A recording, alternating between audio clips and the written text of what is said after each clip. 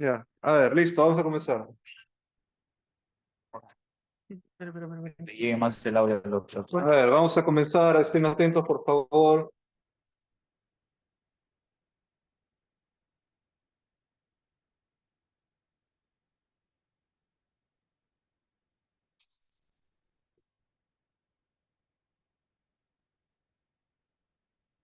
Bueno, adicional a y el tril se sigue cargando. Ya, adicional a, ¿cómo se llama? El tema, también tengo un video que nos va a servir, ¿ya? Que lo voy a pasar más tarde conforme vaya la exposición, ¿ya? Déjame cerciorarme de que sea el archivo correcto. Me parece que sí es.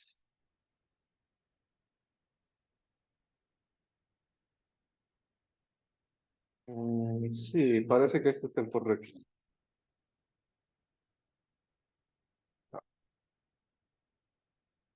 Sí, porque no creo que tenga otro.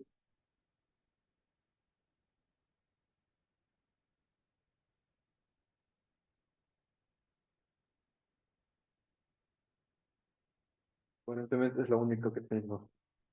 Mm. Bueno, el día de hoy, estimados, toca hablar sobre enfermedad ulcerosa péptica y enfermedad inflamatoria intestinal. ¿Ya?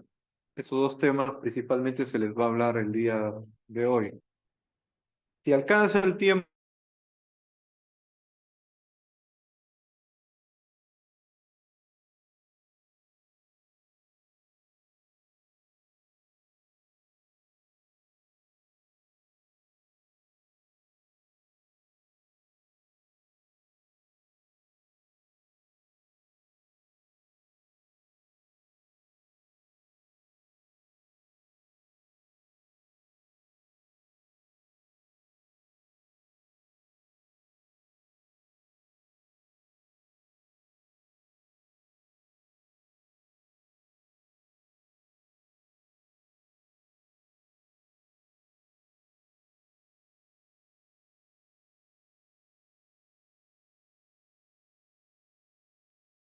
te habías desconectado, pero ya está.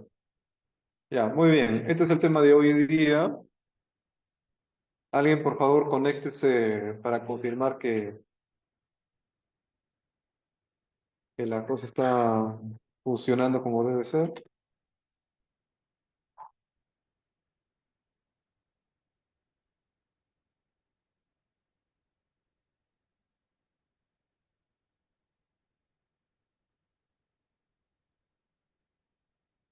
Ya, yo diría que está bien.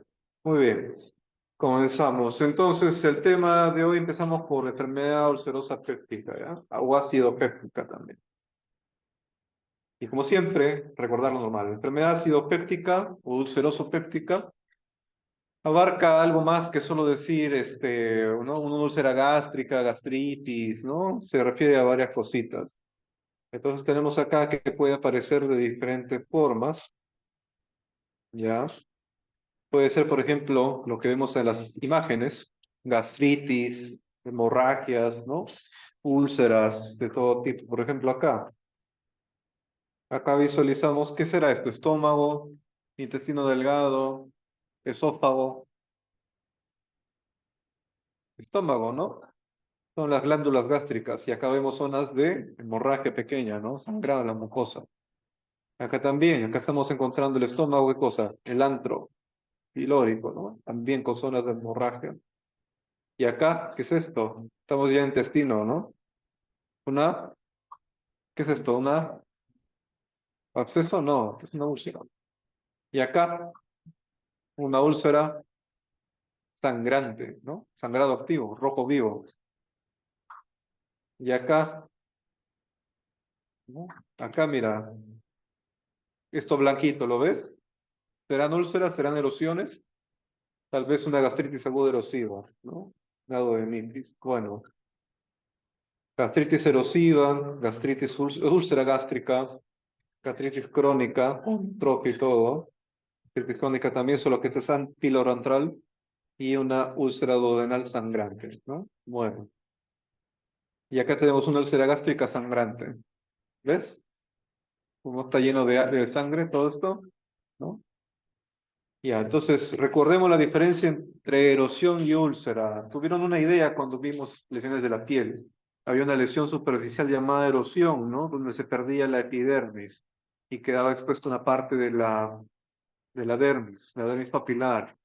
Y esa tenía una base líquida, justamente porque en la zona papilar hay capilares finos y todo lo demás. Bueno, la diferencia, estamos ahorita ya no en piel, sino estamos en mucosa. ¿Cuál es la diferencia entre piel y mucosa, histológicamente hablando? La piel es un tejido epitelial estratificado queratinizado, ¿no? La mucosa es un tejido epitelial pseudo estratificado, ¿no? Es una única capa de tejido epitelial, por lo general cilíndrico. Debajo de esto tiene una capa que se llama lámina propia, donde está el soporte vascular, y por debajo la capa muscular y mucosa, y su mucosa, generalmente músculo, propiamente dicho, ¿no? Y así. Acá tenemos la diferencia entre una erosión y una úlcera, ¿no? Las erosiones comprometen netamente el epitelio, nada más, mientras que las úlceras penetran más allá de la lámina propia, ¿no? Si solamente se pierde epitelio, erosión. Si pierdes lámina propia, úlcera. Ahí lo puedes comparar. Mira, acá tenemos una úlcera y acá tenemos una erosión. ¿Ves? Epitelio desapareció, pero la lámina propia todavía sigue. En cambio acá, la lesión ya penetró la lámina propia y todo esto está provocando una hemorragia, posiblemente.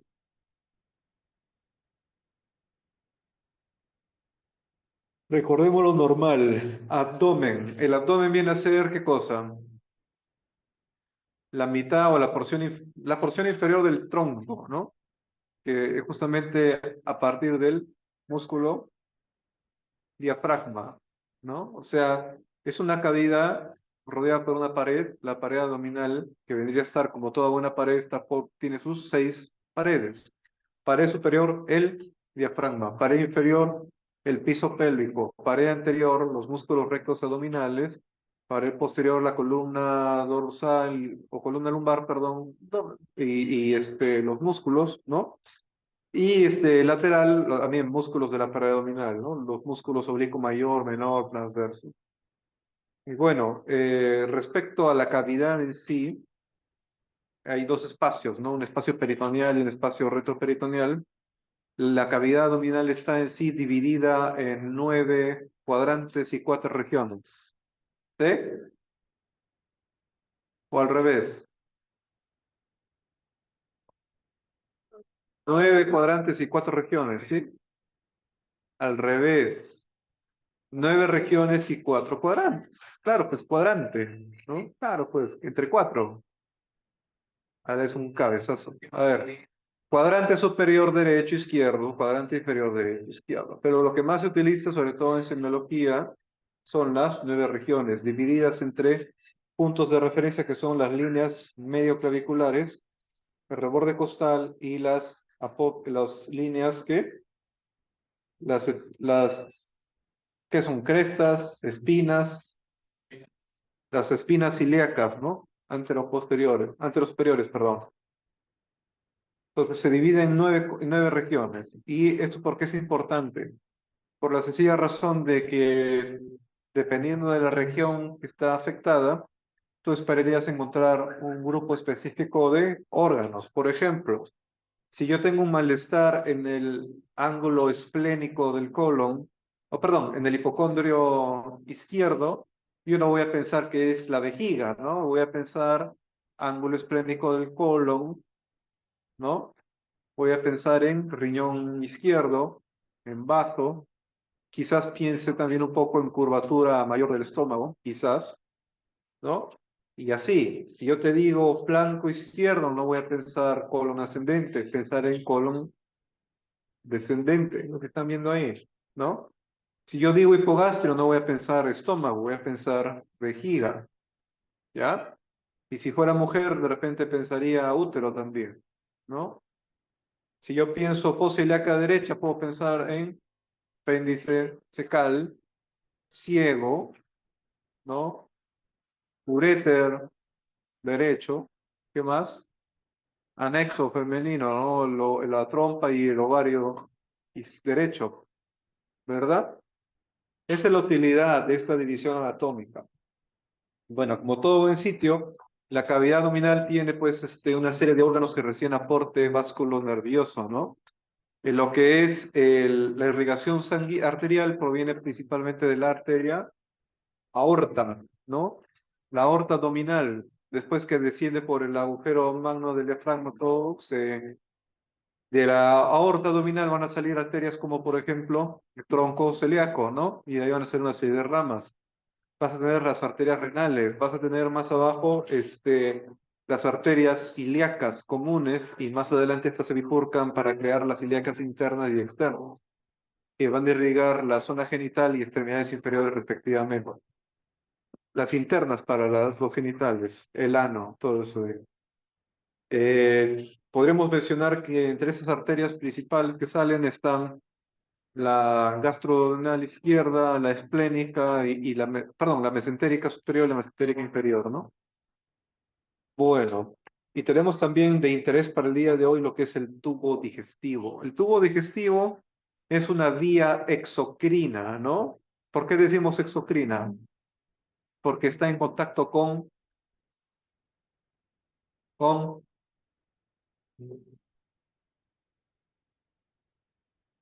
exocrino, porque todo lo que secreta está en contacto hacia el, el medio interno o el medio externo. Externo, pues el exterior, ¿o no? Si hago, sale, ¿no? O sea, ustedes, pues, si uno elimina, si uno elimina flatos o algo, también, pues, o sea, es un tubo exocrino. Está conectado de principio a fin, de boca a ano, está conectado con el exterior, ¿o no? Sí, está conectado, la luz está conectada. Ahora, este tubo se caracteriza por presentar estas capas que vemos ahí, ¿no?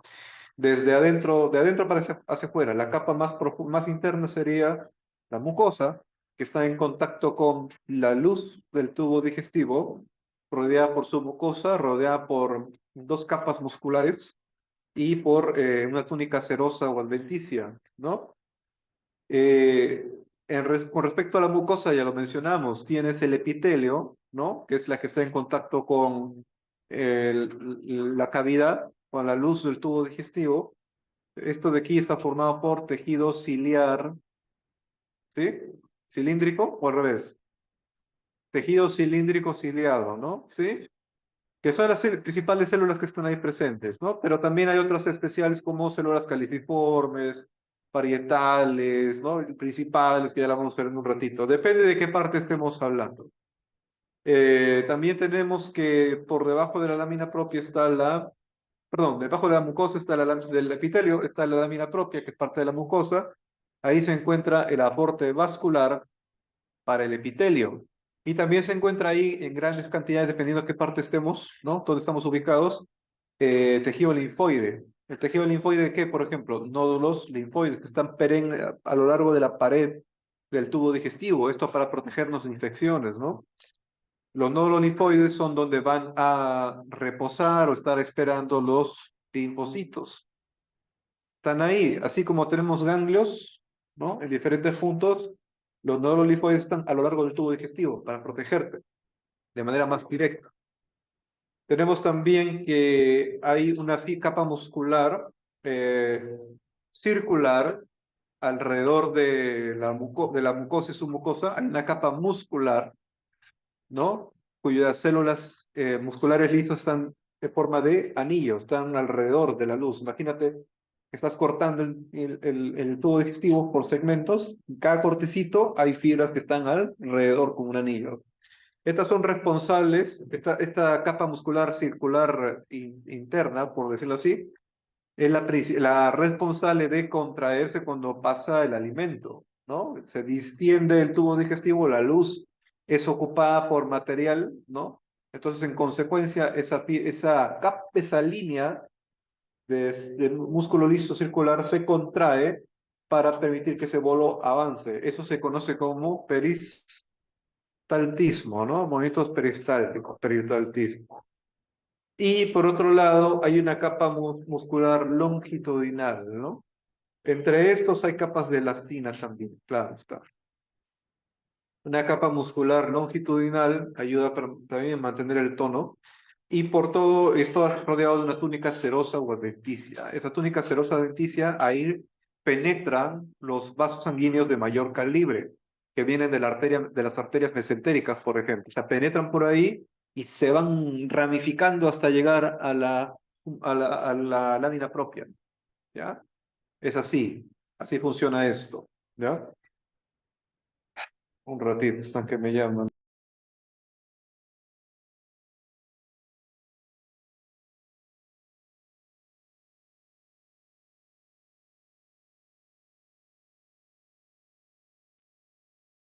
Ya, entonces acá tenemos, como pueden ver, el tubo digestivo, las capas que mencioné anteriormente, y acá entre las capas musculares se encuentran unos plexos muy especiales, ¿no? El plexo submucoso de Meissner y el plexo mientérico de Auerbach. El submucoso, como el nombre sugiere, está por debajo de la mucosa y en contacto con el plexo intramuscular circular, y el mientérico está entre las dos fibras, entre las dos capas de músculo liso.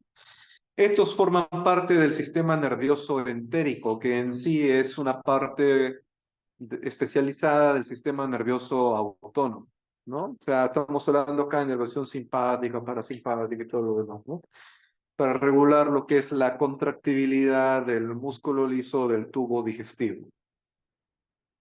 Bueno, acá tenemos el estómago, que viene a ser un órgano muy especial porque es una dilatación del tubo digestivo especializada en degradar justamente los elementos que adquirimos a través de la dieta, de la alimentación, para poder aprovecharlos más adelante, ¿no? Tenemos partes de interés en la entrada, que viene a ser el cardias, ¿no? Y la porción cardíaca del estómago. Tenemos el fondo del estómago. Tenemos el cuerpo del estómago con su curvatura menor y mayor. El antro pilórico, ¿no? Y la porción pilórica de en sí, que lleva al intestino delgado. Date cuenta que la túnica serosa que rodea toda esta víscera también está en contacto con tejido graso, ¿no? Que está ahí, el epiplon, precisamente. La grasa perivisceral, el epiplon, todo esto que está que lo protege, lo recubre, y también se encuentran ligamentos hacia otros órganos para fijarlos entre sí. O sea, no es que la víscera está flotando por ahí, ¿no? Está pegada está unida o cercana a otras vísceras mediante ligamentos. Por ejemplo, acá lo estamos viendo, el ligamento hepatogástrico, ¿no? Conecta la curvatura menor con el propio hígado y lo mantiene unido de una forma, ¿no? Tenemos ahí el epiplon mayor, el omento, que es la grasita que rodea todo esto. Órganos que estén cerca, por ejemplo, el bazo cerca de la curvatura mayor, el colon transverso, el ángulo esplénico del colon y toda esa cuestión. Bueno, seguimos avanzando. Ahí puedes notar que el estómago en sí es un órgano glandular, ¿no? O sea, tiene más desarrollada la parte, las células epiteliales en forma de glándulas, justamente, en comparación a otra parte del tubo digestivo, quizás, ¿no? Estas son las llamadas glándulas, los pliegues gástricos, que en sí tienen las glándulas respectivas para producir una serie de enzimas o elementos que van a utilizar en la digestión. Nuevamente, como te mencioné, es un tejido que está rodeado por músculo liso y de esta manera le permite hacer movimientos peristálticos que van a facilitar o conllevar al vaciamiento gástrico, que por lo general demora unas 2 horas después de haber comido. Y acá tenemos que la irrigación de esta zona, por ejemplo, figura la arteria celíaca, que viene de la propia aorta abdominal, del tronco celíaco justamente, y de ahí sale una rama que es la arteria gástrica izquierda, irriga gran parte del estómago, la arteria hepática común, de la cual sale la arteria hepática propia, que irriga el hígado, y la gastrodenal, que irriga el duodeno y parte del estómago, y la arteria esplénica, ¿no? Esas son las tres ramas de la arteria celíaca, justamente. Ahí la puedes ver, ¿no? Todo su esplendor acá, y cómo esta se sigue ramificando, ¿no? Para diferentes segmentos. Tenemos acá el estómago, o perdón, el tubo digestivo del esófago, Acá puedes apreciar lo que habíamos mencionado anteriormente. Epitelio, ¿no? Epitelio, lámina propia, muscular y mucosa, es una capa tejido muscular, pero en la propia mucosa. Tejido linfoide, ¿no? En diferentes segmentos, glándulas de la propia víscera tal vez, capa submucosa, la muscular, que es la más grande, ¿no? Que sigue su camino. Circular, te puedes dar cuenta que esto es un corte transversal y sin embargo se ve acá, ¿no? Están así distribuidos, y la longitudinal, es que sigue todo su demás camino. Bueno, hablando del estómago, acá tenemos algo que nos interesaría, que es la estructura funcional, la glándula gástrica, ¿no? Entonces podemos ver que la composición celular de estas glándulas depende mucho de qué porción del estómago estamos hablando, ya sea el fondo o el antro, ¿no?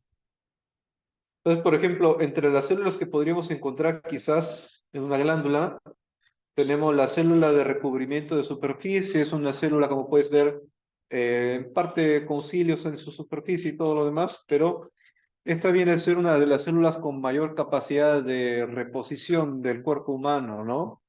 O sea, en pocas horas ya se reponen porque constantemente mueren estas células.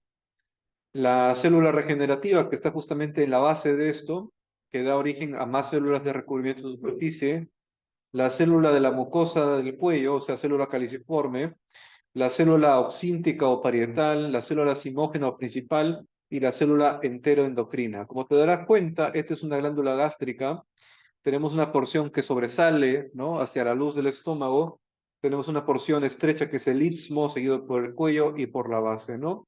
Entonces, estas células constantemente están siendo repuestas, sobre todo las de la superficie, puesto que mueren, ¿no? A raíz de diferentes factores nocivos del medio en el que se encuentran.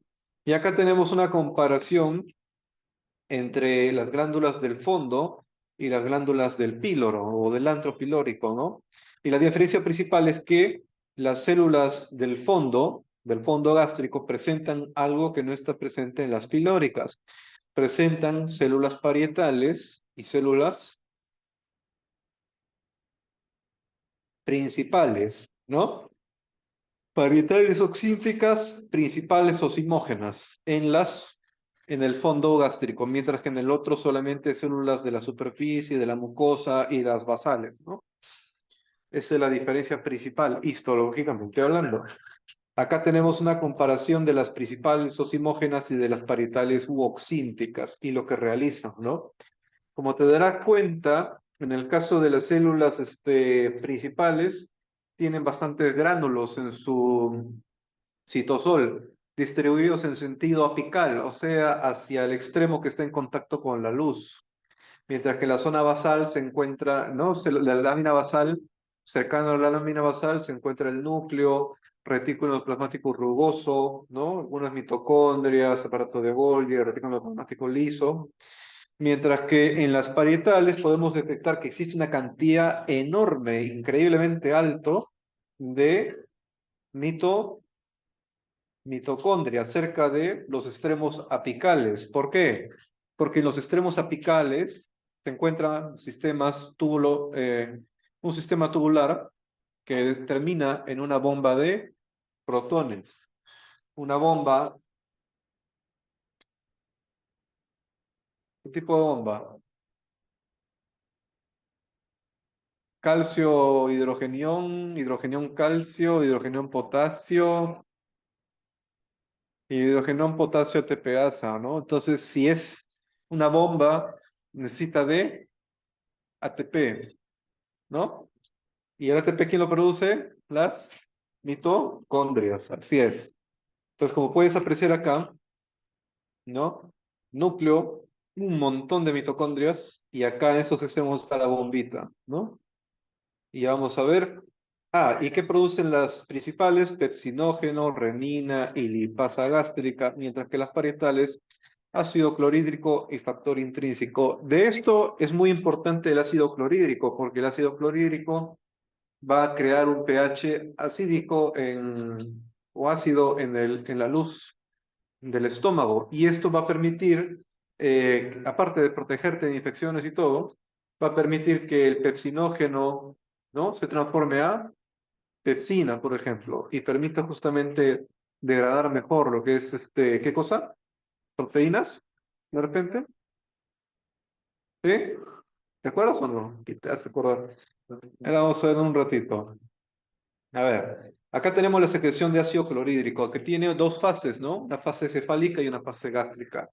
La cefálica se referiría a estímulos visuales, auditivos quizás, mentales, ¿no? O sea, ahí dice olfato, pero yo también pienso que el oído también influiría, porque ponte que estás pasando por ahí y escuchas el sonido de una carnecita friándose en el aceite y todo lo demás, ¿no? Suena así todo, como, ¿no? Cuando suena, más el olor, más el ver y todo, te dará hambre, pues, ¿no? Es un acondicionamiento, como dice ahí. Entonces, eso es por estímulo del vago, del neumogástrico, que va a ayudar a que la célula parietal cumpla con su función de producir ácido clorhídrico. Pero por otro lado, también de forma indirecta a través de la producción de gastrina, que también hace que produzcas más ácido clorhídrico. Por otro lado, la fase gástrica es cuando ya entra en la comida al estómago y eso va a causar una distensión de la bolsa gástrica y esa distensión va a ayudar a estimular también que se produzca ácido clorhídrico o cuando se distiende el antro o cuando hay una gran cantidad de aminoácidos o péptidos ahí dentro, también estimularía todo esto.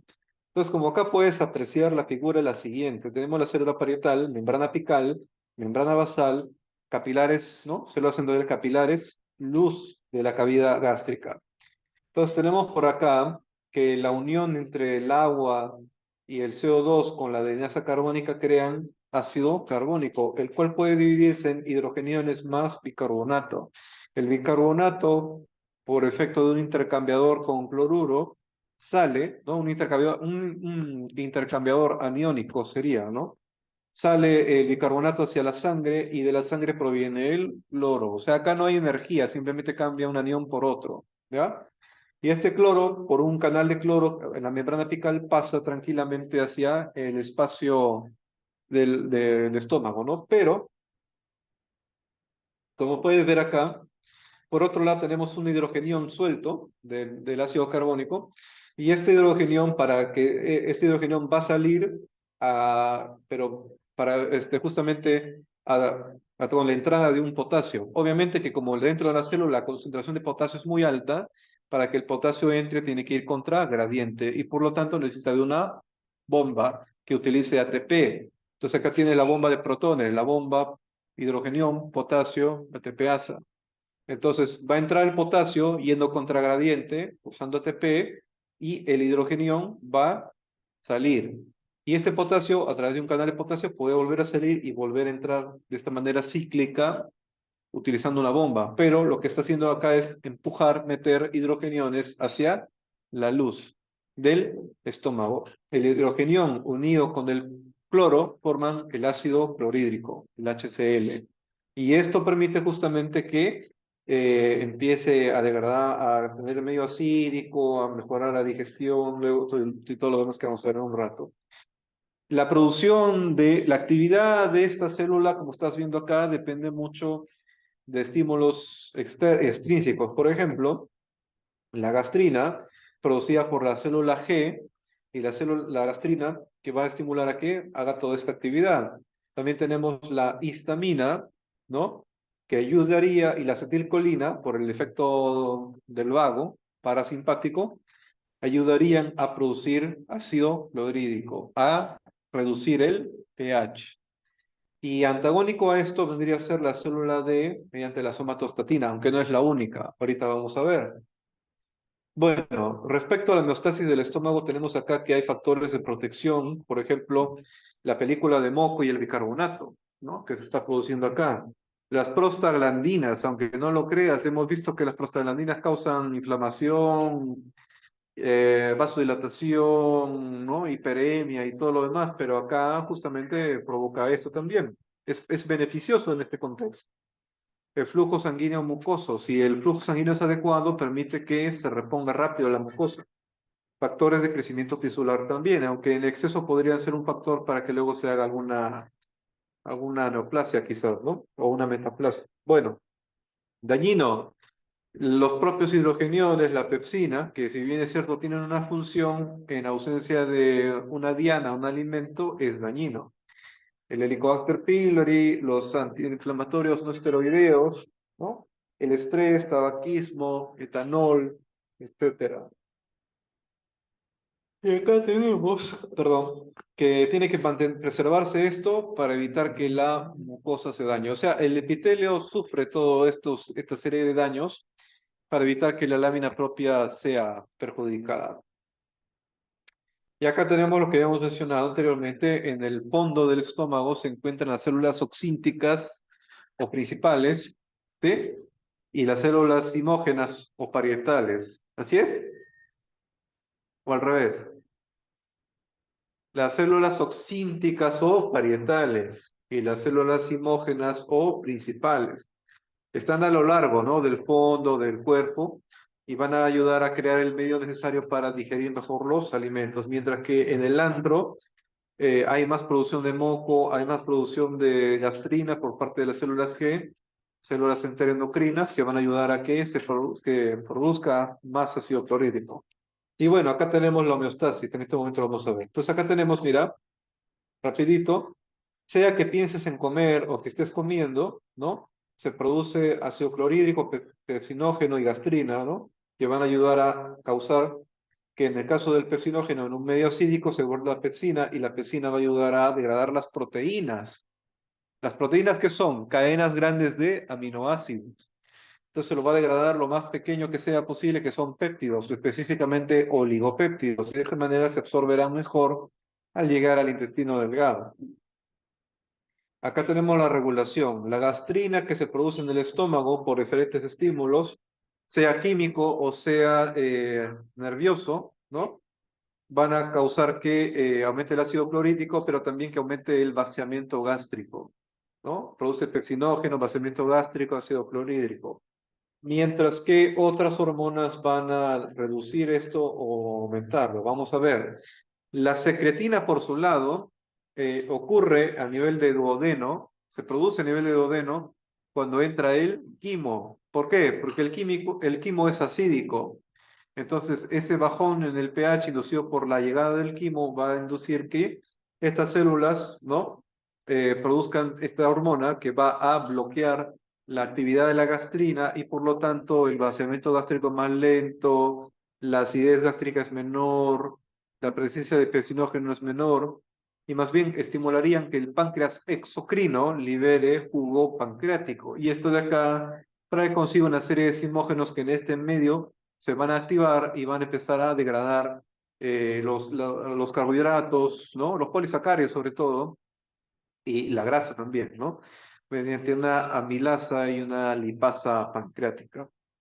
Entonces tenemos eso, tenemos la colecistoquinina, que también se produce en el intestino delgado por presencia de grasa, de aminoácidos de la dieta, y esto va a hacer que la vesícula se contraiga, liberando la bilis que ya tenía de por sí concentrada. Ojo, la vesícula biliar no produce bilis, lo que hace es almacenarla y concentrarla para que sea más potente a la hora de digerir las grasas, ¿ya? La gente que tiene dispepsia grasas, que está con cálculos a la vesícula, cuando le sacan la vesícula no quiere decir que ya pueden comer la grasita normal como antes, es peor porque ya no tenían la vesícula. La vesícula lo concentraba la bilis y era mucho más efectiva, ahora ya es menos todavía, ¿no? Porque ya no la tienes. Entonces te ves obligado a comer comida menos grasosa. Estímulos químicos, ácidos grasos menos. La colecistoquinina, como el nombre lo sugiere, hace que se contraiga el fondo de la vesícula y se libera la bilis. Y esto viaja por el conducto colédoco hacia la ampolla de Vater, encontrándose con el jugo pancreático y atraviesan el esfínter de Oddi para llegar al duodeno y ayudar a digerir, ¿no? También bloquean la actividad de la gastrina. O sea, tenemos tres elementos que bloquean la actividad gástrica: la somatostatina, la colecistoquinina y la la secretina. Y adicionalmente tenemos el péptido inhibitorio gástrico que ayuda a que descanse todo y produzcas liberación de insulina. Y la insulina va a tener una serie de bondades que vamos a ver en la siguiente unidad, pero en este caso ayudaría a la absorción y utilización de micronutrientes, mientras que la función exocrina vista anteriormente ayuda a degradar a macronutrientes para facilitar su absorción. Cuando dije captación de la insulina me refería a captación tisular, ¿no? De micronutrientes y utilización de los mismos. Entonces, hablando ya de la enfermedad acidopéptica, tenemos acá una serie de factores nocivos que intervendrían causando que se exponga el epitelio. Una vez expuesto el epitelio, comienza el daño y este daño tiene que ser reparado a tiempo. De lo contrario, la lesión desemboca en una erosión de la mucosa gástrica o duodenal y más adelante en una úlcera que puede seguir avanzando hasta llegar a perforar, ¿no? Sangrar, perforar, cuando coge un vaso sanguíneo de gran calibre y cuando llega a atravesar la serosa. Puede pasar eso. Cuando perfora tubo digestivo, encontraríamos neumoperitoneo, ¿no? Porque el gas está que lleva hacia el peritoneo, la cavidad peritoneal, y se ve lo que vimos la vez pasada en una foto o lo que está en el video de la semana pasada, se ve el hígado, se ve el diafragma y entre los dos hay aire, gas. Entonces tenemos acá factores protectores y factores de riesgo. Vamos a ver, los protectores son la barrera epitelial, perdón, preepitelial, la barrera epitelial y el propio flujo sanguíneo de la mucosa, de la lámina propia. Todo eso influye en que la pared gástrica se repare a tiempo o no. Entonces tenemos acá, por ejemplo, la barrera de moco y agua, que está formada por una serie de glicoproteínas, ¿no? Que son las que vemos acá, las MUC, ¿no? Glicoproteínas que se conocen como también mucinógeno, al salir se convierten en mucina, y eso con el bicarbonato y el agua forma la película bicarbonato moco, ¿no? Tenemos que están formadas por líquidos y agua, su mayoría, y tienen una capa interna y externa. La capa interna es viscosa, expandible y sumamente alcalina, mientras que la externa es menos viscosa, es más líquida y tiene más cantidades altas de óxido nítrico, por ejemplo. Tenemos que existen los factores triple, que se refiere a la forma como se forman, cómo se dan tres dobletes que ves ahí, ¿no? Estos factores que están acá son protectores, son oligopéptidos de uno o dos dominios trébol, que están formados por cadenas de 42, 43 aminoácidos, zonas de cisteína, puentes disulfuros que los unen entre sí, y se producen por las células de la mucina, las caliciformes y las de Brunner. Las de Brunner están en el intestino delgado, ¿no? No están en el estómago, pero las otras sí.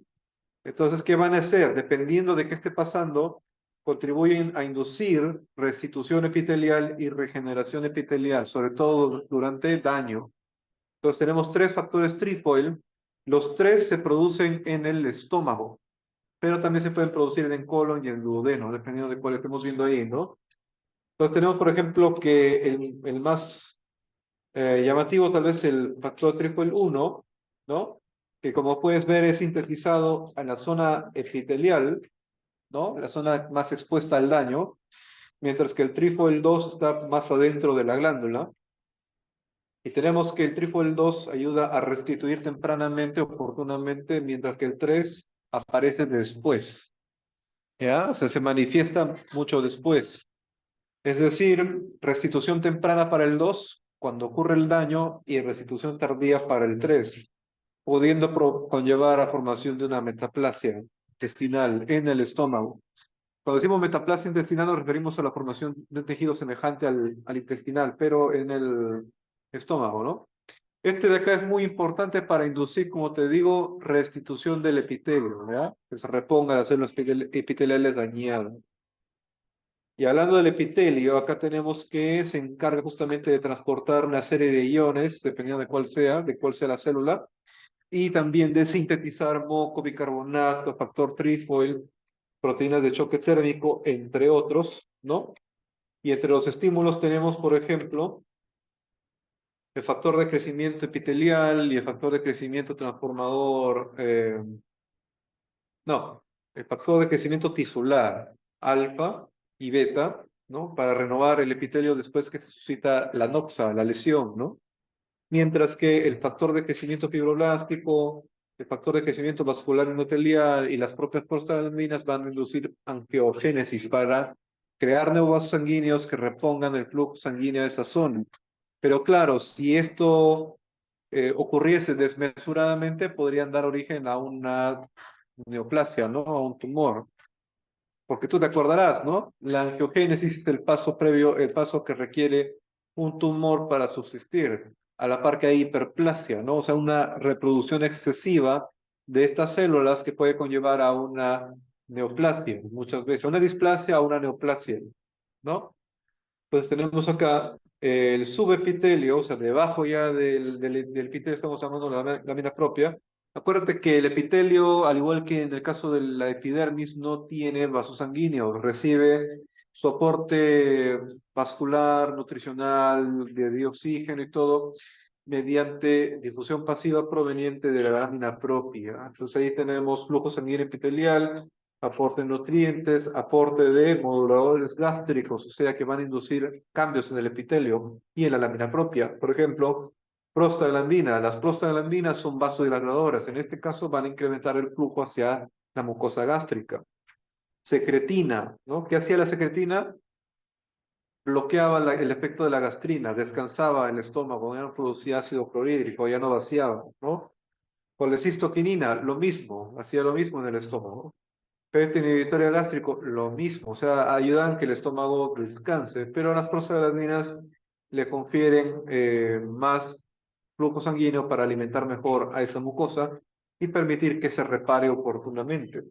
Eliminación de residuos metabólicos, claro, como cualquier tejido, ¿no? O sea, llega la sangre oxigenada, perfunde, llegan los nutrientes, perfunde, y los materiales de desecho van a la sangre desoxigenada, que va a ir por las venas del sistema porta y llegará hasta el hígado y luego a la vena cava inferior, corazón derecho y toda la secuencia que ya conocen ustedes, ¿no?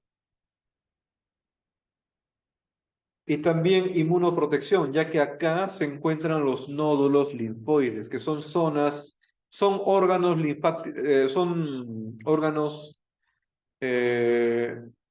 son órganos inmunitarios secundarios, ¿no? ¿Te acuerdas? Cuando era primario, donde se producían y maduraban, y secundario, donde se alojaban y esperaban, ¿sí? ¿Te acuerdas o no? Fue la primera unidad. ¿Por qué no avanza? Hablando de las prostaglandinas, como ustedes saben, derivan de fosfolípidos de membrana por efecto de la fosfolipasa 2 que convierte y crea el ácido araquidónico. Y el ácido araquidónico puede ser transformado en diferentes elementos dependiendo de qué enzima actúa.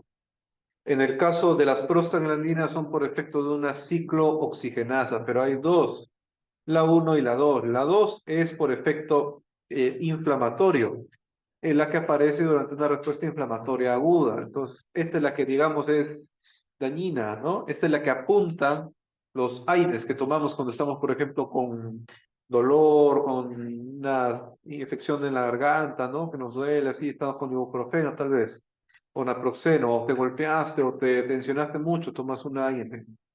Con dolor de cabeza, tomas un aire. Entonces, eso de ahí eh, produce justamente, bloquea el efecto de la ciclooxigenasa 2 y de esta manera hay menos producción de prostaglandinas, ¿no? Pero por otro lado, tiene la COX-1, que es trófica, que es para ayudar a que los tejidos se mantengan en buen estado. Pero cuando tú tomas un AINE, cualquiera, sea por ejemplo, ¿no? Ibuprofeno, naproxeno, diclofenaco, etcétera, esos no son selectivos, ¿no? Entonces les bloquean tanto a la COX-1 como 2. En cambio, hay inhibidores selectivos de la COX-2 cuyo efecto nocivo es menor en el tema gástrico, ¿no? Por ejemplo, celecoxib, toricoxib, ¿no? Entre otros, y es mucho menos dañino para tu estómago, al parecer, ¿no? Entonces tenemos acá que las prostaglandinas son parte de la familia de los prostanoides. Ahí tienes el tromboxano y la prostaglandina I. La prostaglandina I es la que da origen a las demás prostaglandinas por proceso de isomerización, o sea, se reacomodan los átomos para crear una molécula distinta, pero al final es la misma cantidad de átomos en esta, ¿no? Tienen efecto local, por eso decía, ¿no? Localmente inducen hiperemia. ¿Por qué? Porque causan vasodilatación. Y esa hiperemia implica mayor flujo de sangre hacia la zona, que en este caso le confiere más nutrientes. Estructura de anillo ciclopentano, cadenas alifáticas, bueno. Hay series y la principal acá es la prostaglandina E2, cuyos receptores de prostaglandina E, dependiendo de cuál sea, tienen diferentes efectos. Por ejemplo, el receptor de prostaglandina E número 1 tiene a incrementar el flujo sanguíneo local, disminuir la motilidad gástrica y aumentar la presencia, la producción de bicarbonato. Entonces, protege, ¿no? La prostaglandina E3, perdón, el receptor de prostaglandina tipo 3 no, el receptor 3, ¿no? De prostaglandina E va a inducir justamente menor producción de jugo gástrico, mientras que el 4, mayor producción de moco. Entonces, súmale, produces moco, produces bicarbonato y aumenta el flujo de sangre. Ese estómago va a estar protegido. Ese antro pilórico va a estar protegido de todo lo que produce el fondo del estómago, ¿no? El fondo y el cuerpo. Va a quedar el fondo. Y acá tenemos la síntesis de las prostaglandinas, como te dije, fosfolípidos de membrana, ¿no? Ácido araquidónico por efecto de la fosfolipasa A2, C2, así, así. Hormonas también, como bradicinin, adrenalina y la trombina también puede inducir que se produzca esto y después transformación a prostaglandinas, ¿no? Efecto de la ciclooxigenasa. La prostaglandina, en este caso H2, se convertiría en una prostaglandina que se isomeriza a diferentes tipos, ¿no? D2, C2, F2. O si no, también se puede transformar a tromboxano, por efecto de la tromboxano sintasa. Sí, el tromboxano viene de las prostaglandinas, no solo que la basal, digamos así. Y esto actúa sobre sus receptores. Y ahora sí, hablemos de los agentes nocivos, hablemos del Helicobacter pylori, que es uno de los principales que está acá. Esta viene a ser una bacteria, ¿no? Es una bacteria. ¿Qué tipo de bacteria? ¿Gran positiva o negativa? Gran negativa. Cilíndrica, perdón, bacilo, coco bacilo, coco bacilo. Perdón, flagelado o no flagelado. Flagelado, móvil o no móvil. Móvil, ¿no? Así es. Tiene una serie de características muy interesantes que lo vuelve una bacteria muy peligrosa, ¿no? O muy mórbida al menos. Es una de las pocas bacterias que aguantan en medios acídicos. ¿Por qué? Porque produce una enzima muy poderosa. Vamos a ver en un ratito. Entonces tenemos acá que esta bacteria, como te mencioné, es una enterobacteria, gran negativa, obviamente, flagelado, espiralado, altamente móvil. Es el principal conocido productor de ureasa. La ureasa es una enzima, es una apoenzima formada por diferentes subunidades que se encarga de degradar la urea y de esta manera neutralizar el pH acídico del estómago y crear un microclima alcalino que le permita subsistir. ¿Ya? Esta enzima a su vez es autorregulada, solito lo regula según el pH para evitar que matarse a sí misma, porque si es muy alcalino el medio también se muere. Es altamente especializado para reconocer, interactuar y atacar las células epiteliales gástricas. Vamos a ver eso en el video que tengo acá, que tiene un genoma bastante amplio, ¿no? Yo me acuerdo cuando empecé a estudiar en la carrera también, hablamos de esta bacteria que era no digamos nueva, nueva, pero sí era relativamente en comparación a lo que había sido la época de nuestros docentes, ¿no? Entonces, se ha visto que la bacteria reúne una serie de factores de virulencia que la pueden volver, valga la redundancia, altamente virulenta o no, ¿ya? Lo vamos a mencionar uno cada uno. La presencia de estos factores de virulencia la hace peligrosa o no, ¿ya? O sea, puede jugar en contra tuya o a favor tuyo, dependiendo de qué esté pasando. Sobre todo si tiene, por ejemplo, esto de acá. Si es una cepa CAF-A, no lo que estabas pensando, una CAF-A, porque presenta a su vez el islote de alta patogenicidad Ka, y también porque presenta un sistema presenta el sistema BAC-A S1M1, así se llama, completito este acá, porque hay otros más, y entre otros que vamos a ver en un momento. Una serie de factores de riesgo que van a poder incrementar o eh, incrementar o no la posibilidad de que te dé, ¿no? Una infección, una úlcera por esto. Piensa que esta bacteria tiene una sensibilidad una prevalencia muy alta, ¿no? Se dice que más de dos de tres personas están con esta bacteria, ¿no? Cuando yo empecé eran 50%, ahorita es 2 de 3, o sea, 65 a más, ¿no? Por ciento. Entonces, tiene una prevalencia muy alta y la adquirimos por lo general con la ingesta de agua. Entonces tenemos, por mencionar algunos de sus factores de virulencia, la ureasa, la citotoxina vacuolizante BAC-A, el islote de patogenicidad Ca, alimentos, pero más que nada el agua, la proteína Ca, que es parte de este islote, lipopolisacárido y otros más. También tiene un radar quinotáctico, lo van a ver un ratito. Otros, adhesinas para pegarse a los tejidos, mucinasas, que degradan el moco. Proteasas, lipasas, catalasa, mira, este es catalasa positivo. Piles inyectores, o sea, no solo tiene pelos, esos pelitos tienen un sistema inyector incorporado, o sea, penetra la aguja, e inmediatamente libera, inyecta, inocula, ¿no? Flagelos que le dan gran capacidad de movimiento. Vamos a ver algunos de estos uno por uno, a ver qué tal están. Entonces, tenemos que esta bacteria tiene por una fase de colonización y una fase de invasión. En la fase de colonización gástrica, como el nombre lo sugiere, tiene que llegar al estómago, sobrevivir en el estómago y evitar ser destruida, ¿no? Y en la fase de invasión, ahí comienza la infección en sí, ¿no? O sea, penetra, llega al epitelio, destruye el epitelio, se adentra a las profundidades de la glándula gástrica y de la lámina propia, y esta queda completamente expuesta al jugo gástrico y comienza la lesión perenne, ¿no? La úlcera.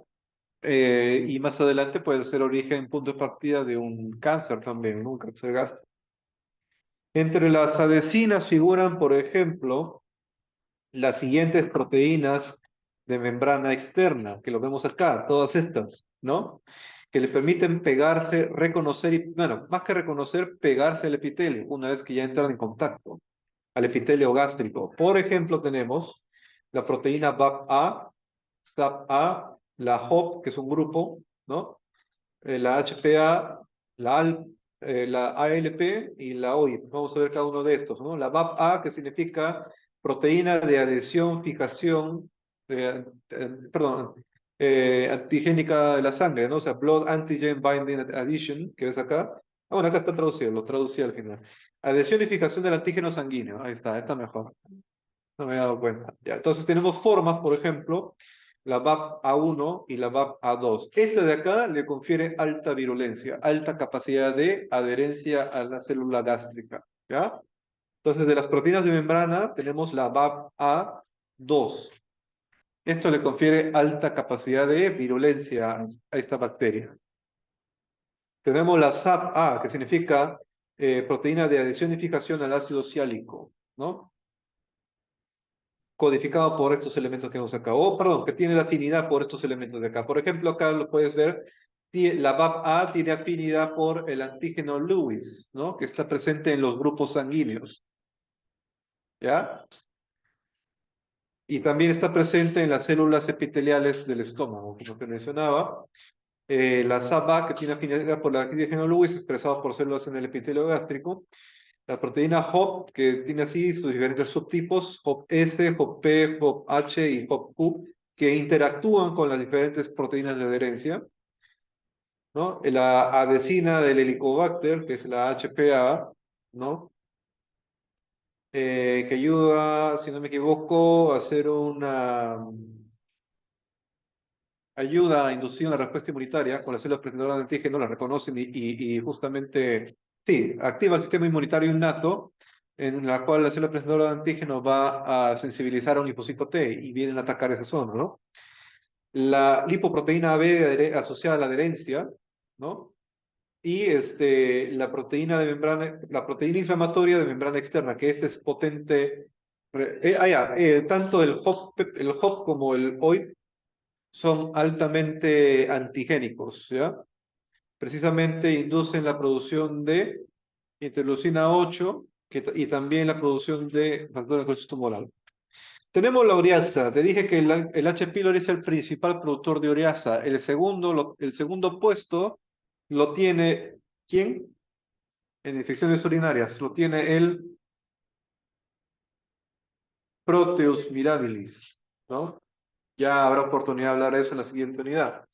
El Helicobacter pylori, como puedes apreciar, tiene la ureasa, que es una enzima alcalinizante del medio que rodea a la bacteria, y su actividad está regulada por la presencia de un canal urel. O sea, el canal urel es el que permite la entrada de la urea al citoplasma de la bacteria. Y una vez dentro, la urea, por efecto de la ureasa, es dividida en CO2, dióxido de carbono, y ¿qué es esto? Amo, amoníaco. Y el amoníaco, cuando se une a un hidrogenión que está presente en la luz del estómago, se convierte en amonio. Y eso, el amonio, justamente aumenta el pH del estómago. Ya no es 2, sube a 4, sube a 5, ¿no? Y crea el microclima. Entonces tenemos que se encarga de hidrolizar la urea, producir bicarbonato y amoníaco, captación de hidrogenión por el amoníaco creando amonio, y esto, el pH sube, creas un microclima para que sobreviva. Entonces, conforme el pH se torne alcalino, el canal urel permitirá el paso de la urea. Si ya está alcalino, se bloquea y no ingresa la urea para no inducir más alcalinidad, porque si no, eso lo hace daño a la bacteria y se muere, se mata a sí mismo.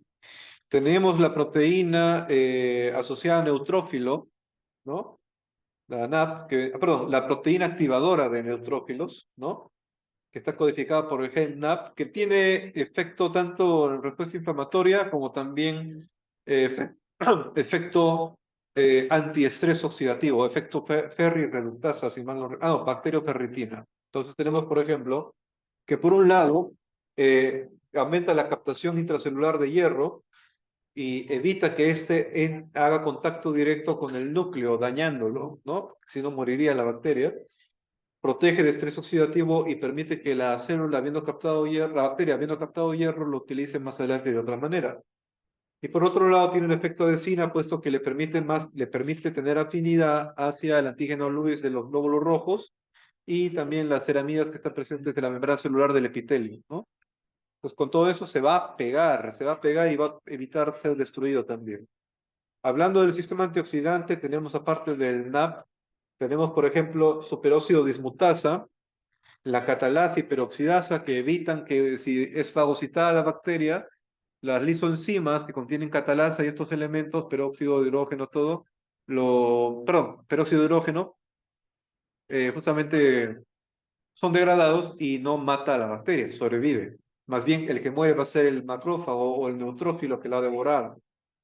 Tenemos peroxirredoxinas, ¿no? Protegen del peroxinitrito.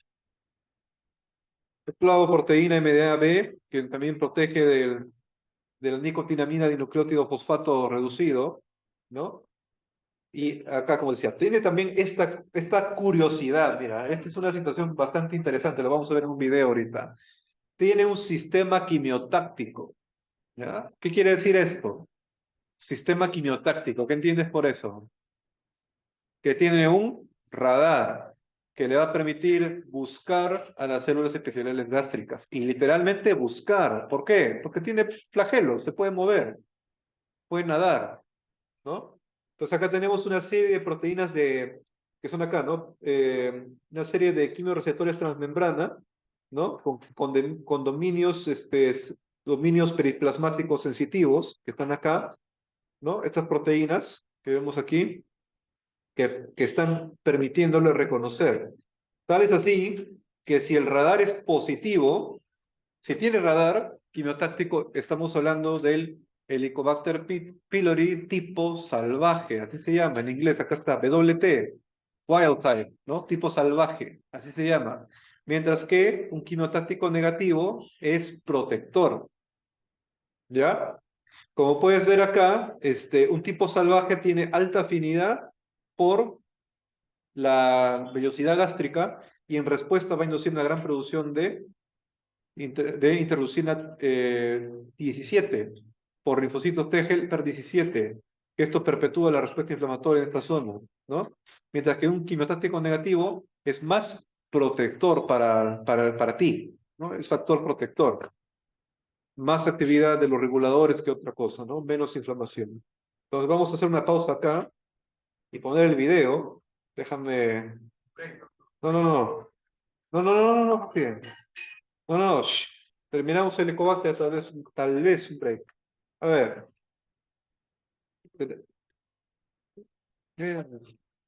A ver, espérate, déjame buscar.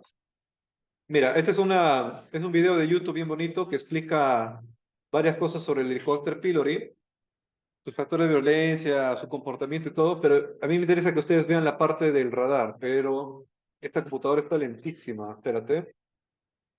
Mira, ahí se está moviendo, no sé si lo notas.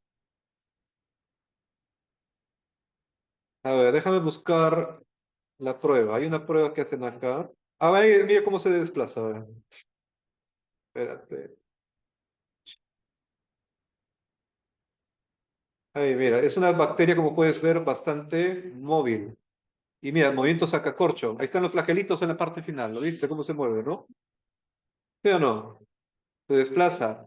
Pero ¿a dónde se desplaza? ¿A dónde va? ¿No? Ya, pues, entonces vamos a ver qué está sucediendo. Espérate. Entonces, a ver.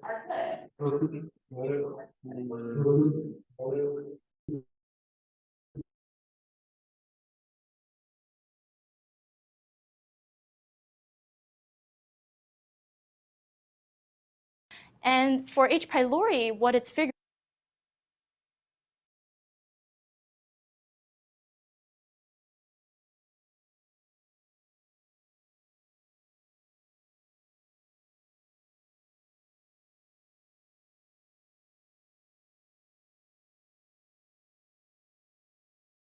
out is that the stomach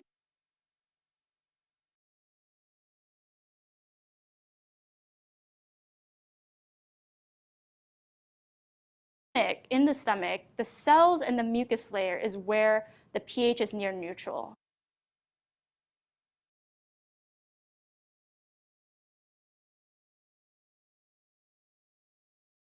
Believe is the cells and injects these toxins, they can be beautiful clusters that we call microcolonies.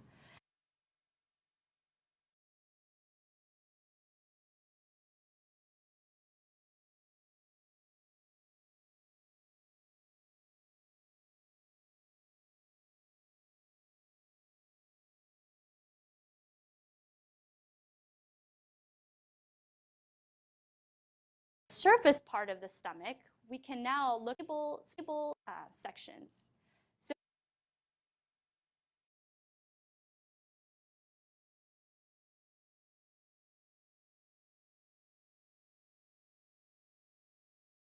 So in red, what you're seeing is the outline of each of these epithelial cells that make up the glands. And the blue is the nucleus of each of these cells. The top part here is that mucus layer and what you attach to the cells. A lot of potential to form into all the other cells that make up the gastric glands. And bacteria, the bacteria cells.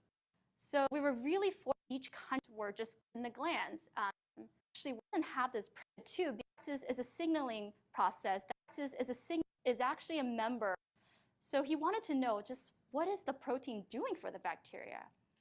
And through his studies, he figured out that this key pep protein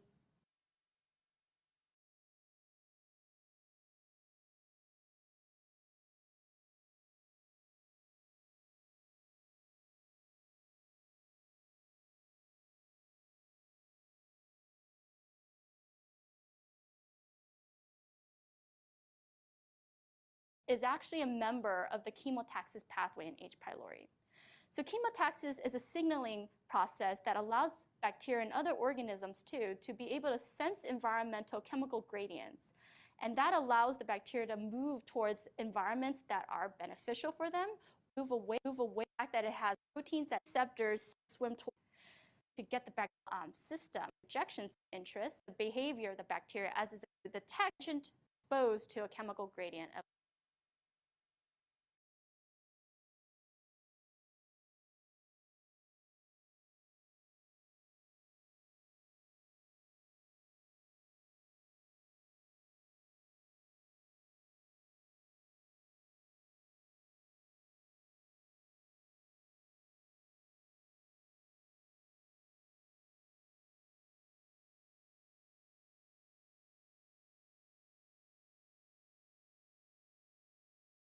hydrochloric acid.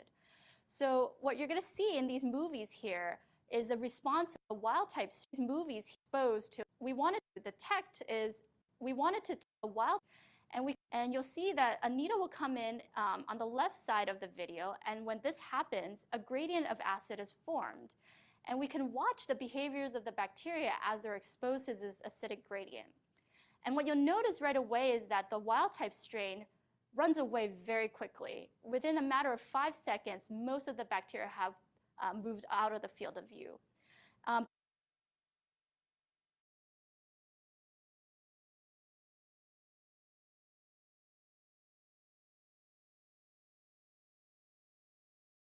But the chemotaxis null mutant, which can't sense, remains in that field of view. And that demonstrates to us that, but chemotaxis held the bacteria away from the lumen. I hypothesize that they're the bacteria, which helps them navigate towards the cell.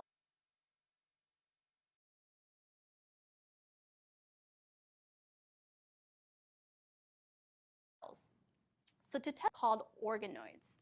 So stomach cells in so a lot of these wanted in a dish to condition response. As you can see from this video that the media responds to this, and test to see whether the bacteria respond compounds that would elicit a response. And as you can see from this video, the bacteria could care less. They don't detect anything. But then what about the media exposed to the stomach cells? As you can see, right away, the bacteria are incredibly attracted to this gradient of the media. Bacteria are then test to see whether they respond compounds that would elicit a response. And as you can see from this video, the bacteria could care less. They don't detect anything. But then what about the media exposed to the stomach cells? As you can see, right away, the bacteria are incredibly attracted to this gradient of the media that had been collected on cells. In fact, they look like they're a total huge bee swarm that's flooding the needle tip. And within a few seconds, you can already see that the bacteria are just swimming so quickly to try to get to this area because they're simply loving whatever's coming out of this needle tip. And this was incredibly exciting for me and my lab because this was the first time that we were able to visualize H. pylori actually detecting and moving towards things that were coming from cells. It had long been hypothesized that there were things coming from cells that the bacteria could be attracted to, but this was our first piece of evidence really showing this.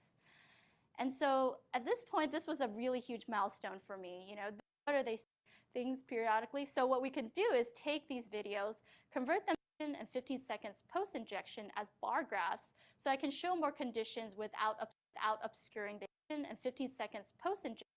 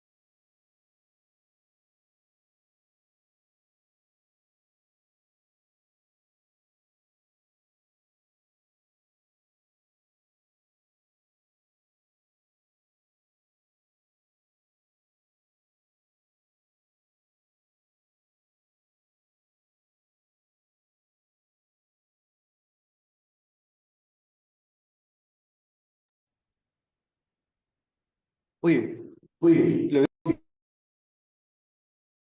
no estaba grabando nada.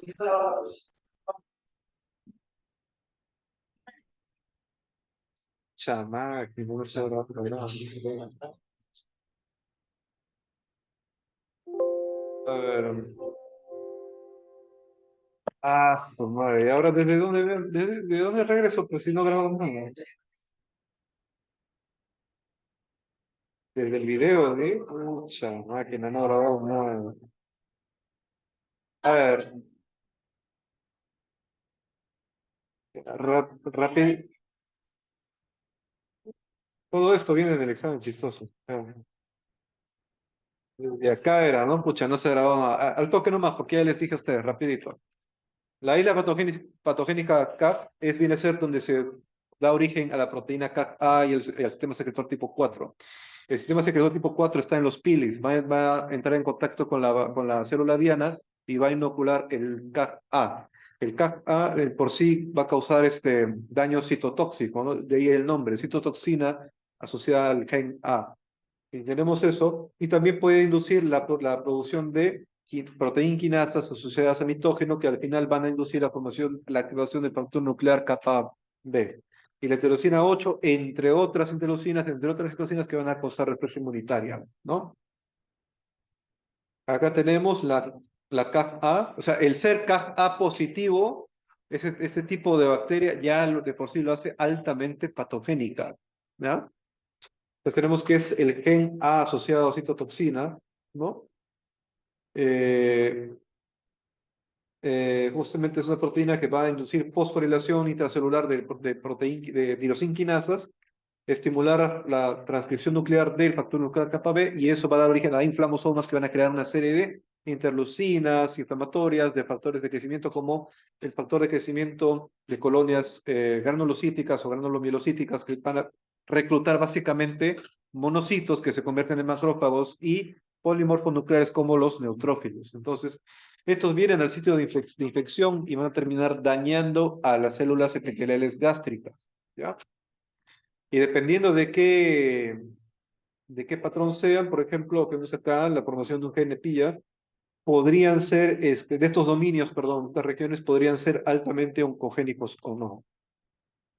El sistema secretor, como te dije, parece un pili, o sea, parece un pelito. Acá está, mira, esto vendría a ser un pili, solo que es hueco, porque acá hay un canal que permite la translocación de una citotoxina, acá está, el CAC-A, ¿no? A través de estas proteínas la va a inocular hacia el interior del citosol, de la célula huésped, ¿no? De la diana. Entonces, esto va a terminar dañando permanentemente a la célula epitelial gástrica. Entonces va a alterar la permeabilidad de los aniones, la actividad de algunas enzimas ATPase y todo, y al final terminaría muriendo la célula huésped a costa de un mayor crecimiento bacteriano. Y acá tenemos la citotoxina vacuolizante tipo A, que como el nombre lo sugiere, se introduce, forma un endosoma que deriva luego en vacuolas, que justamente van a alterar el equilibrio de aniones, ¿no? Dentro del medio, facilitarán el crecimiento bacteriano y más bien van a alterar la respuesta inmunitaria de las células linfocitos T, y por otro lado va a inducir muerte celular, apoptosis, ¿no? O sea, toda una serie de daños. O sea, el ser BAC-A ya lo hace patogénico. Y ahí tenemos en resumen, básicamente como puedes ver acá, esta bacteria se pega a la célula cilíndrica, a la célula cilíndrica, perdón, a la célula del epitelio gástrico. Ya vimos por qué y cómo, puesto que tiene un radar quimiotáctico que le permite reconocer a esta célula y se le adhiere, ¿no? La ureasa le permite crear el microclima que necesita para sobrevivir.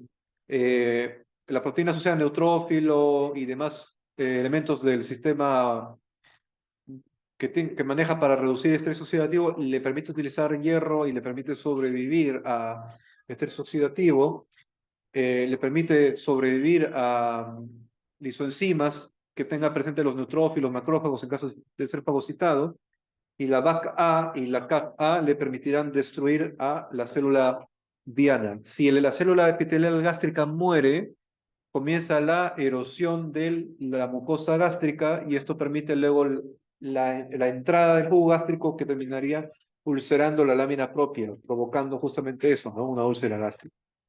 Ahí puedes ver cómo se acercan a las células gástricas y terminan penetrando la glándula y se depositan en la base, ¿no?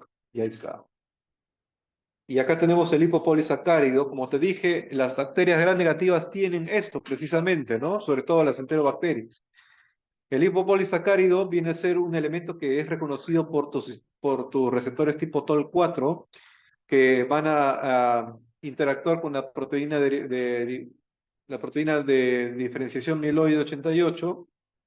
Sí, de diferenciación mieloide 88, que puede seguir una ruta dependiente de la misma con los IRAC o no, y termina al final aumentando la producción del factor nuclear kappa B, y eso, te lo repito una vez más, crea inflamasomas, crea interleucinas proinflamatorias, crea elementos estimulantes formadores de colonias como las granulocíticas, y vienen a pelear a ese lugar, ¿no? Por otro lado, tenemos que el lipopolisacárido, como puedes ver acá, está compuesto por antígeno O, Lewis, X, Y, que tienen efecto mimetizante, o sea, pasan desapercibidos por tu sistema inmunitario innato, pero no es el caso del lípido A, ni mucho menos el núcleo oligosacárido. Esto es lo que causa respuesta inmunitaria principalmente, ¿no? Respuesta inmunitaria innata. Y ahí tienes, por ejemplo, cómo diferentes elementos de virulencia pueden ser reconocidos por los receptores, o por último, las interleucinas pueden actuar como ligandos de sus receptores para inducir activación del factor nuclear kappa B. Y esto va a hacer que al final ocurra producción de interleucinas. Y acá está todo lo que se ha visto en las exposiciones anteriores, ¿te acuerdas? Lipopolisacárido, receptor tipo TOL4, 5, flagelina, que es la proteína de los flagelos, receptor TOL tipo 5, la interleucina 1B sobre su receptor de interleucina 1, ¿no? Y así, y al final pueden seguir una ruta directa para activar factor nuclear kappa B, o una ruta indirecta a través de los receptores tipo TOL4, 5, la proteína de diferenciación mieloide, la fusión con las quinasas asociadas al receptor interleucina 1 tipo 1, 2 y 4, para que al final actúen con el receptor de factor necrosis tumoral 6 y termina activándose, bueno, formando el factor nuclear kappa B, ¿no? Y todo lo demás. Todo lo que ya se ha visto a lo largo de estas clases, básicamente. Y ahí tienes un resumen de algunos de los factores de virulencia descritos anteriormente, ¿no? Ahí dejamos un ratito que se grabe, ya seguimos. Y como te dije, el problema de esta enfermedad es que se torna una infección crónica, una gastritis crónica, que luego puede dar origen a un cáncer gástrico, a un maltoma, por ejemplo, maltolinfoma, o un cáncer gástrico, una atrofia gástrica, etcétera, con la edad.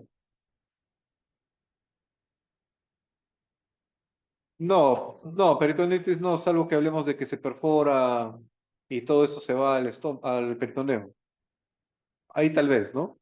Porque la sangre irrita el peritoneo, ¿no?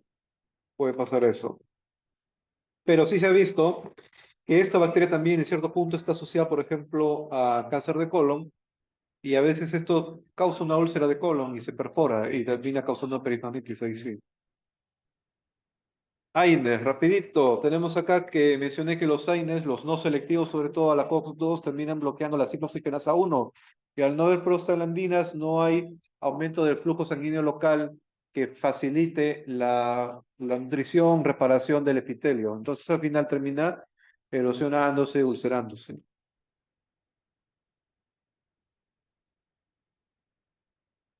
Y acá tenemos la relación que existe o el riesgo relativo de los diferentes AINES. Por ejemplo, el naproxeno es mucho más potente que el ibuprofeno. ¿Ustedes han tomado naproxeno sin agua alguna vez? ¿De qué es horrible? Te arde el estómago, pedazo, no tienes idea. Con el ibuprofeno, pues pasa. Puedes tomarlo o tomar agua. Con el naproxeno no. Tienes que comer. Es fuertísimo. Y lo sientes al momento, su efecto. Poderoso. Diclofenaco, indometacina, celecoxib, rofecoxib. Estos son algunos, los últimos dos son ejemplos de AINES selectivos de la COX-2, ¿no? Entonces el riesgo es un poco más pequeño en comparación a un AINE solo, ¿no? Pero no solo basta con eso, sino también hay la combinación de diferentes elementos que, por ejemplo, estaría el alcohol, el etanol, el cigarro, el tabaco, ¿no? Ahí puedes apreciar que los AINES se unen irreversiblemente a la ciclooxigenasa. Si es la COX-1, fuiste, porque la COX-1, como vimos antes, era trófica, ayudaba a que el tejido gástrico prolifere, se repare, se mantenga vivo. En cambio, la 2 es inducida por respuesta inflamatoria. ¿Ya? Ahí está. Seguimos avanzando. Entonces, eso es a modo de resumen, ¿no? Todo lo que se ha visto anteriormente. Y para diagnosticar, bueno, como parte del plan diagnóstico, obviamente el diagnóstico es clínico para empezar, porque tu problema solo va a ser enfermedad ácido-péptica, nada más. Pero yo no sé si es una gastritis, yo no sé si es una duodenitis, si es una úlcera duodenal, gástrica, no lo sé. Para eso están las pruebas diagnósticas, ¿ya? Tú cuando mucho puedes decir enfermedad ácido-péptica, enfermedad ulceroso-péptica, nada más.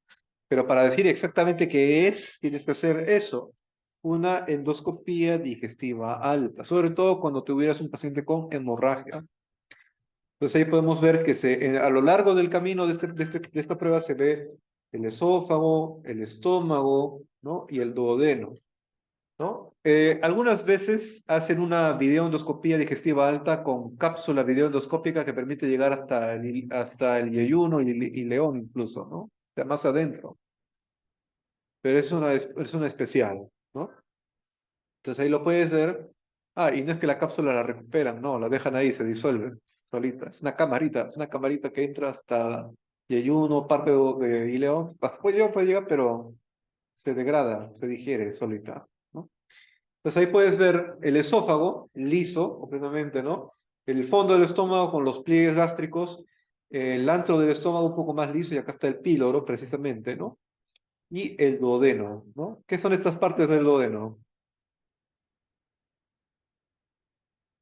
¿Serán austras? No, ¿no? Porque las austras son del colon. ¿Y el delgado qué tiene? ¿Me acuerdas? Esos pliegues que tienen ahí. No sé, pero ¿qué se llama? Revisen. Acá tenemos la clasificación endoscópica de Forres para las hemorragias digestivas altas. Por ejemplo, Forres, mientras más, uno es peor, tres es por ahí ya pasó, ¿no? Algo ya. Uno significa hemorragia activa. La 1A, hemorragia activa con sangrado a chorro de tipo arterial, o sea, ¿no? Con intervalos, ¿ya? Ese que dice son los intervalos, ¿ya? Arterial. La B, venoso, sangrado babiante, ¿no? Hasta que gotea, sale todo hacia acá, ¿no? La 2, perdón, significa un sangrado reciente, ¿no? Ves el vaso sanguíneo lastimado. La 2B, coágulo adherido. La 2C, hay un error ahí, mancha pigmentada, que vemos acá. Y el 3 es una úlcera, ¿ya? De todas estas, digamos, el menos peligroso es el 3, ¿no? ¿Cuál es la importancia de esta clasificación? Determinar el pronóstico de que esta persona vuelva a sangrar, ¿ya? Y sobre todo determina también el riesgo de muerte. No es igual que tengas un Forres 1A a que tengas un 3. El 1A significa que está ahorita sangrando, sangrando y se puede morir, ¿no? Y ahí está, mira, ¿no? Recidiva hemorrágica, 55% de Forres 1, o sea, a más, ¿no? Más del 50% va a volver a sangrar dentro de poco. En cambio, la 3 todavía es 2%, ¿no? Más manejable. Ahí está, mira. El 1A, 90% de que vuelva a sangrar. Que está ahí, pues. Ahí está la herida, sangrando activamente y todo eso, ¿no? Bueno, seguimos avanzando. La hemorragia digestiva alta. Viene a ser la pérdida repentina, oculta, o visible, masivo, pequeña de sangre intraluminal en el tubo digestivo.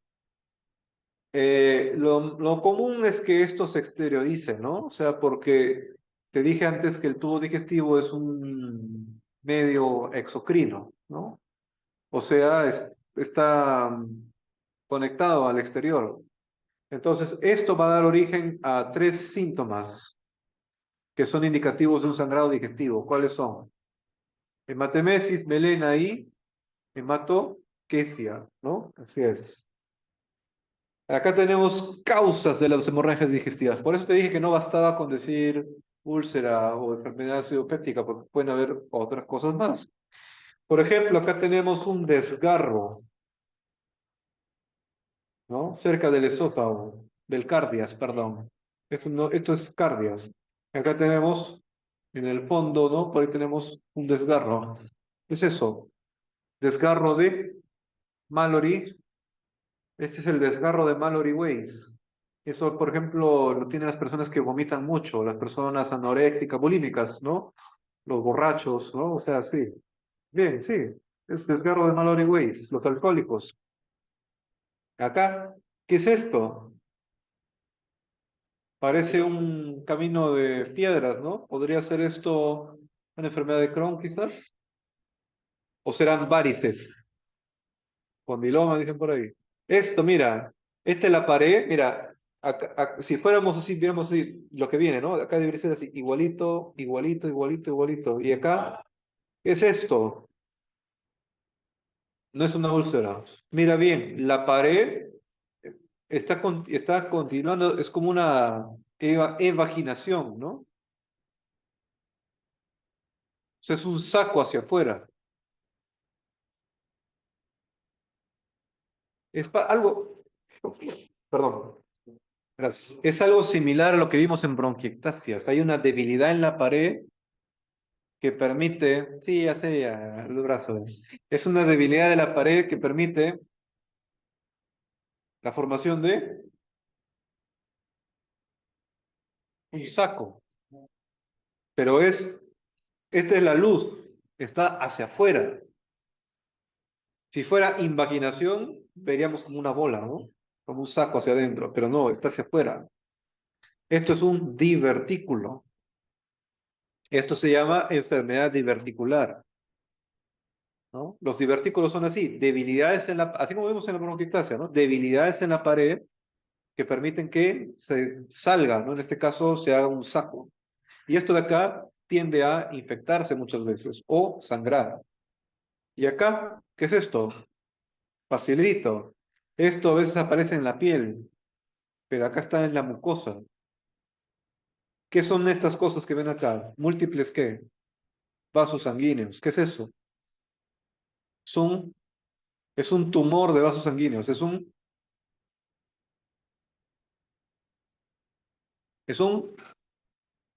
angioma. Ajá. Es un angioma, ¿no? Es un angioma. Acá hay un crecimiento local desmesurado de vasos sanguíneos, una angiogénesis marcada, y ha formado esto, un angioma. Acá podría ser un pólipo quizás, medio raro, ¿no? Hay un cuerpo y un objeto acá. ¿Qué será? ¿La vesícula? No. Acá, úlcera, esto es una úlcera duodenal, ¿no? Y acá, mira esto, esto que vemos acá es una vena tortuosa, grande. ¿Cómo lo sé? Porque esta, míralo por debajo, se ve la sangre que está circulando, sangre desoxigenada. Esa sangre, esa vena grande, tortuosa, serpentante, ¿qué es? Una, ¿ah? Una varice, varices. Y acá, una gastritis aguda, ¿no? Vamos a ver. Entonces tenemos que las hemorragias digestivas se clasifican en altas y bajas, dependiendo de dónde están ubicadas, ¿no? A partir del ángulo de Trace, ángulo de Lewis, ángulo de Kesselbach, ángulo de qué, ah? ¿Cómo se llama el ángulo que separa la vía digestiva alta y baja? Ángulo de Trace, de Hesselbach, de Kesselbach, de Lewis.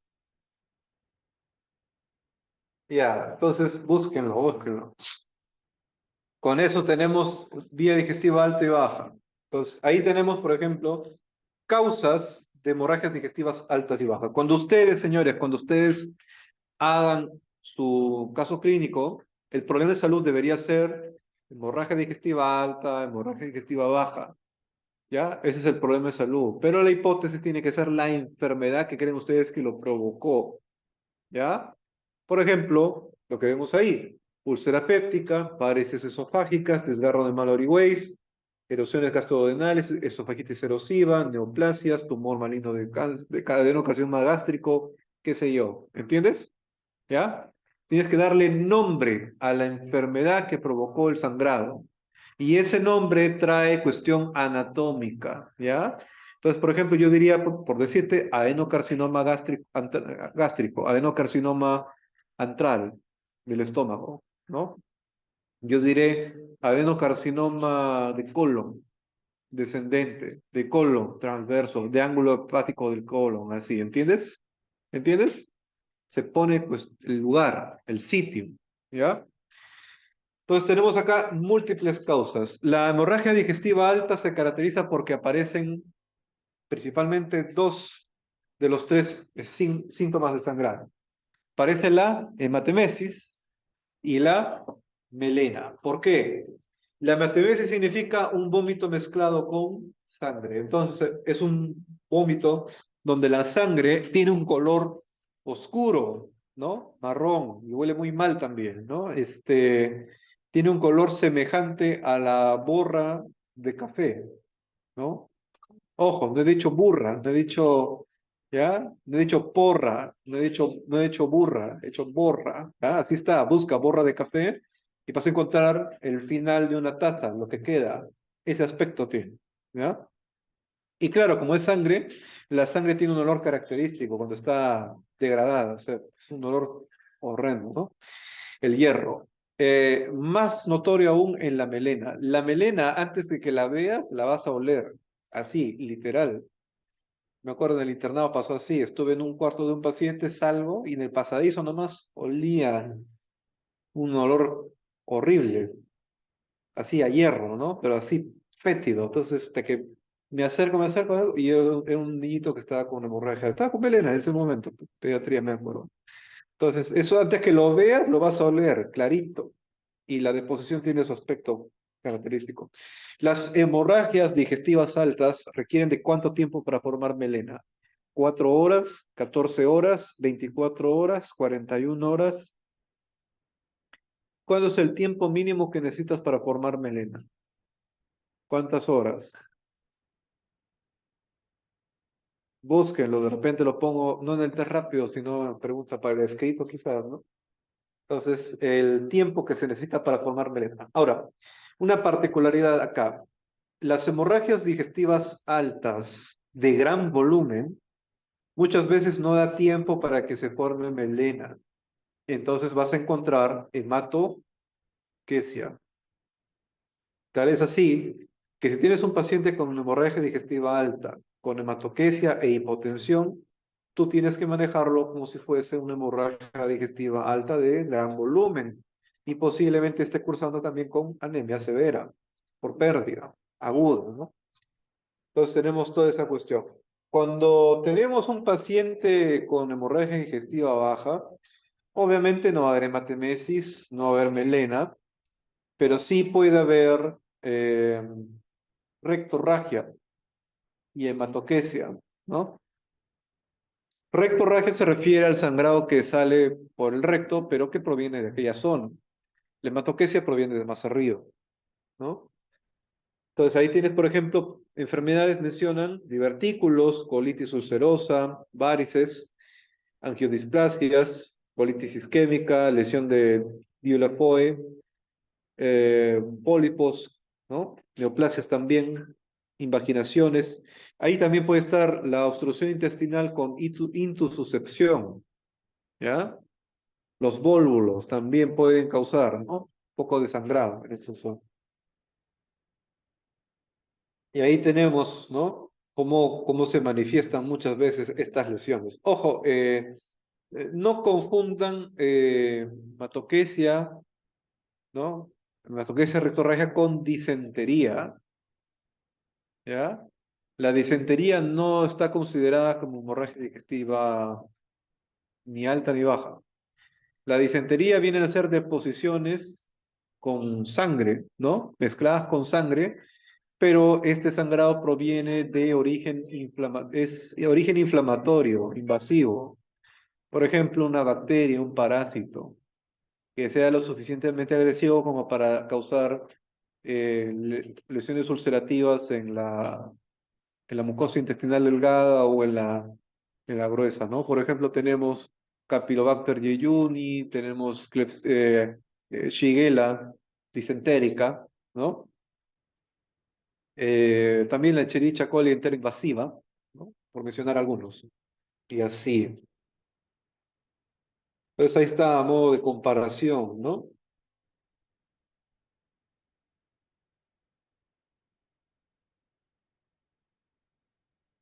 Ahí está el ángulo de traces. Y ahí tenemos perdón, la animación no salió bien. Un ratito.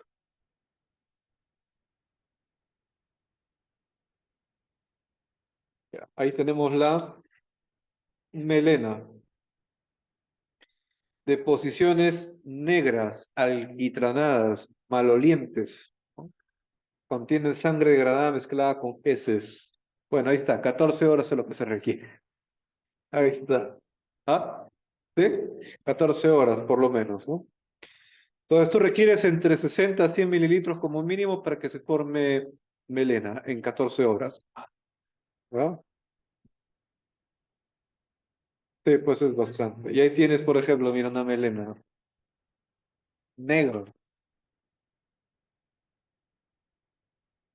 Ah, y acá no se ve, pero como es sangre, esto en la gasa, en la ropa interior, lo que sea, mancha de sangre, ¿ah?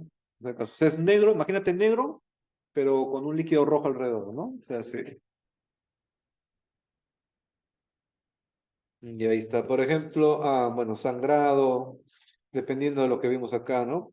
Al final, esto es para establecer un pronóstico. Mira la foto C, mira ese sangrado en chisguete, ¿no? Que es, entonces tenemos todo eso que se interviene y todo lo demás. ¿Qué hora es? Son las 5, a las 5:20 acabamos, ¿no? Dime.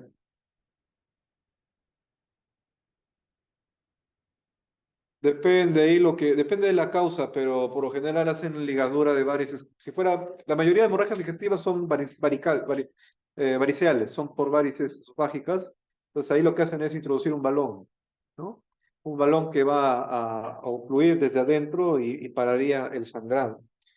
Me acuerdo, los libros te dicen que antiguamente usaban soluciones frías pensando que iban a inducir vasoconstricción, ¿no? Pero se vio que era más contraproducente. Al final el balón es lo que se suele utilizar, ¿no? También puedes usar otros elementos como inhibidores de bomba de protones de efecto rápido, ¿no? Por ejemplo, pantoprazol, ¿no? Pantoprazol, lansoprazol, vía endovenosa, claro está. También puedes usar o triótide, ¿no? Transfundiría sangre. Ojo, la transfusión sanguínea se dice que es con hemoglobina menos de 7, o sea, anemia severa. Pero acá las guías te dicen que cuando hay una hemorragia activa de gran volumen, sobre todo en hemorragia digestiva alta, menor o igual a 10 de hemoglobina ya se maneja como anemia severa. Pero que normalmente debería ser moderada, con 10 de hemoglobina ya se maneja como severa, o sea, le transfundes, ¿no? Algunos lo toman, otros no, pero eso está en algunas guías, ¿no? ¿Qué más? Le darías, bueno, antibióticos para después, para erradicar el helicóptero, pero ahorita lo que tienes que controlar es el sangrado, controlar la producción de ácido clorhídrico, ¿no? Proteger la mucosa y también manejar la causa, pues porque van a encontrar que esto no es necesariamente es por el Helicobacter pylori. Puede ser que sea una persona que padezca de gastritis crónica, nada más, con o sin Helicobacter pylori, y que aparte está presentando una sepsis. La sepsis produce una serie de daños en diferentes órganos, y en el caso del estómago provoca algo que se llama úlcera por estrés. Entonces, para protegerte usas ranitidina, usas inhibidor de bomba, ¿no? Una serie de cositas para reforzar esa mucosa, ¿ya? Eh, Tienes que ver la causa, como te digo, ¿no? ¿Qué más? ¿Qué más? Eh, Eso, básicamente, controlar el sangrado, manejar el shock. ¿Qué tipo de shock produciría esto? Si es una hemorragia. Hipovolémico, claro, hipovolémico. Entonces tú podrías tener un paciente con doble tipo de shock, quizás. Imagínate que sea una sepsis, un poco X, ¿no? Y la sepsis provoca hipotensión por shock distributivo, por efecto del óxido nítrico sobre la arteriola, sobre el músculo liso arteriolar. Entonces, ese shock distributivo causa hipoperfusión de los órganos y empiezan a fallar, empiezan a morir. Si hay hipoperfusión de la mucosa gástrica, no va a reponerse y termina lesionándose, ulcerándose, ¿no? Entonces, ese shock distributivo se le sumaría un shock hipovolémico en ese contexto. Ese tipo de cositas tienes que estar tú craneando, pensando cuando quieras explicar fisiopatología o cuando quieras explicar por qué un paciente responde bien o no al tratamiento. ¿Ya? ¿Estamos? ¿Sí? Y a ver, ¿qué más tenemos? Ya sé que Rani seguramente. ¿Qué hora es? Son las 5. Enfermedad inflamatoria intestinal. Bueno, esta de acá rápidamente les menciono, habla de dos patologías básicamente, enfermedad de Crohn y colitis ulcerativa. Esta parte es corta, así que básicamente lo voy a hacer con el otro grupo. Y sí, es corta como pueden ver, ¿no? Ya, más que hablar de esto, me regreso acá a úlcera, ¿ya? Otras enfermedades que pueden jugar acá un rol es el etanol y el tabaco. Acuérdate que el tabaco, el cigarro, justamente causa vasoconstricción, causa hipoperfusión tisular y eso contribuiría a que la mucosa gástrica no se repare, ¿no? Y por otro lado, el etanol, tú sabes que va a causar efectos directos sobre el medio, tornándolo, neutralizando ese pH ácido, ¿no? Entonces, porque el etanol que tiene hidróxido, ¿no? Tiene OH. Entonces podría capturar algunos hidrogeniones, aumentar el pH y en represalia tu estómago va a producir más ácido clorhídrico. Tómate, imagínate que dejaste de tomar líquido, ¿no? Entonces te podría dañarse, sobre todo si estás con el estómago vacío.